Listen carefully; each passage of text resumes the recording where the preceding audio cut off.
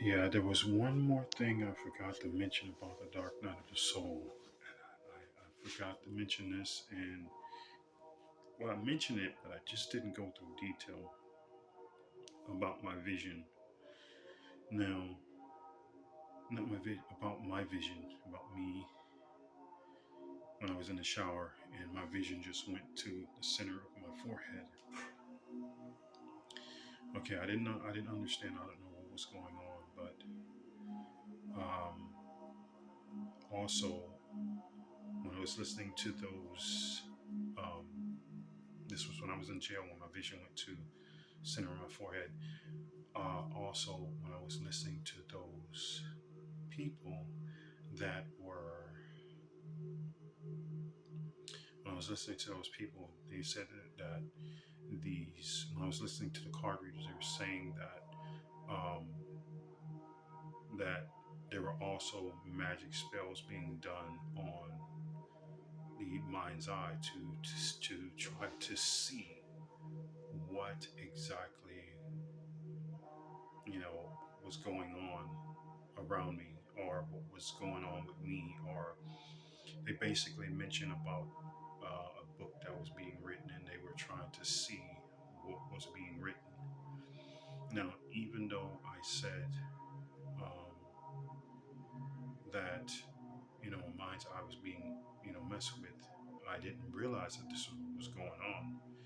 I mean, I didn't find this out until after I got out that my mind's eye was being messed with. And one day I tried to contact someone on YouTube. No, not YouTube, on Facebook. And right after I contacted her, um, right after I contacted her, my it had been already like, I mean, like several months have passed, like maybe 8 months have passed since I got out.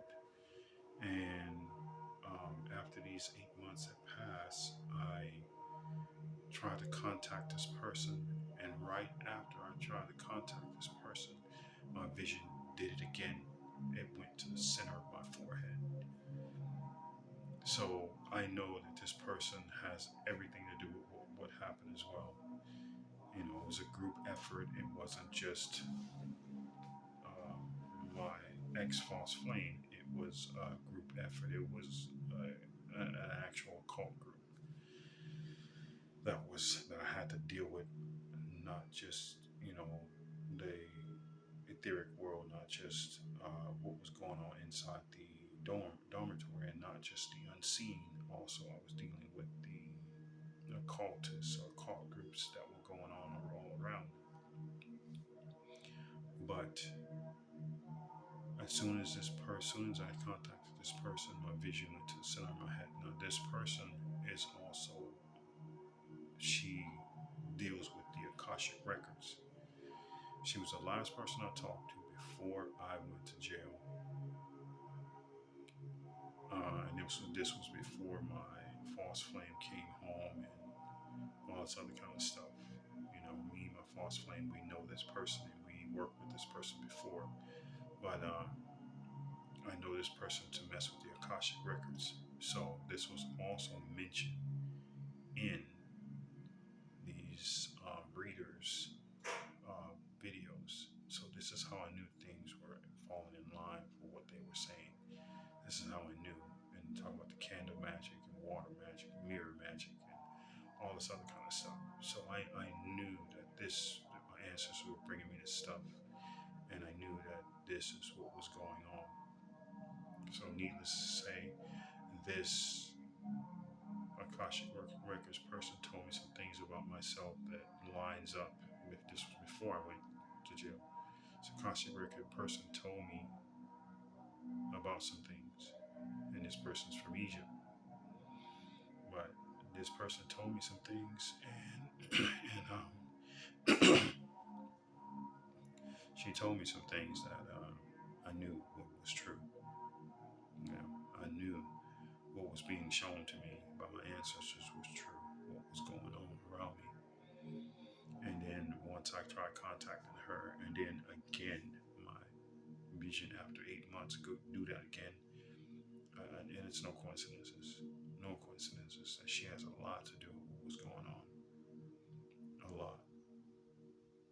Um, but anyway, I just wanted to come on and put that out there because like I said, there were some things I will come back on and I will forget. So, guys, please don't skip when there's a part 2, part 3, part 4. Please don't skip it because there'll be something that will be in there that needs to be heard or needs to be, understood. So thank you for listening. Like I said before, like, subscribe, share. Each one teach one. That's it. I appreciate you guys looking at my content, subscribing. I appreciate it more than you know. Because that means that my word is getting out. That means that all wrongdoings that have been done, that means that people know that there's a real spiritual warfare going on. This is not a game. This is no laughing matter. This is serious stuff. People know that there is a serious warfare going on. A serious warfare, spiritual warfare. So, and when they say spiritual, they mean spiritual. And that means etheric world. It means the unseen. That means magic. That means everything. That's what they mean by spiritual warfare. I mean everything that's going on in the spiritual world, but also in the spirit, but also in the 3D dimensional world, but using magic, because this is how everything began. The Almighty spoke it. Words are magic. Anything you put in the ether comes out, comes true. Anything, whatever you put out, if you put evil out, evil will come back to you. If you put good out, good will come back to you. Just as much as I'm being persistent on my channel, it's going to come back to me. It's just a matter of when. It's going to come back. My channel will grow, people will start watching, and the more they watch, the more things will happen.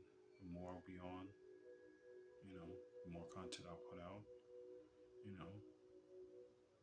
and the faster my book will come out, and also the more faster I'll be out doing healing work, like being in the communities, spiritual communities. Those that be watching me, they'll be able to come and see me at these events and stuff like that, Or, I don't go looking for people. I don't go looking for work either. But, they find me, they find me. They see me, they see me. So, thank you for listening. Lion of Judah, ancestor of the lions, out.